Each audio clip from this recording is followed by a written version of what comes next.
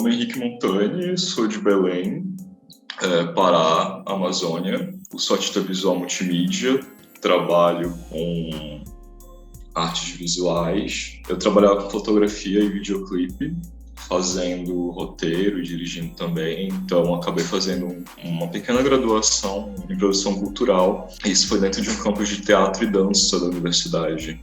E ali eu acabei tendo meu primeiro contato com pessoas queers, assim, com pessoas LGBTQ. E foi um choque cultural muito grande, porque era tudo muito novo e também tudo muito maravilhoso. Eu tinha acabado de sair da igreja pentecostal, então aquilo me fez refletir muito sobre a liberdade dos corpos, né? Então, acabei registrando fotografias de amigos do teatro e performance, e depois de um tempo entrei na graduação em artes visuais mesmo.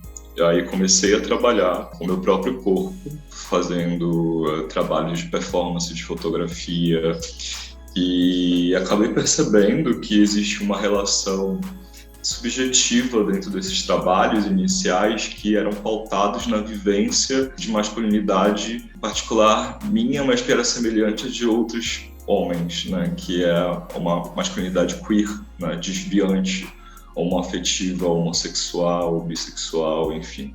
Comecei a fazer esses trabalhos e, de certa forma, ter uma forte referência de artistas queers da década de 80 e 90, no boom da HIV/AIDS e além desses artistas, né, que possuem enorme respeito, que partiram muito rapidamente, eles compõem a minha própria assinatura artística, assim.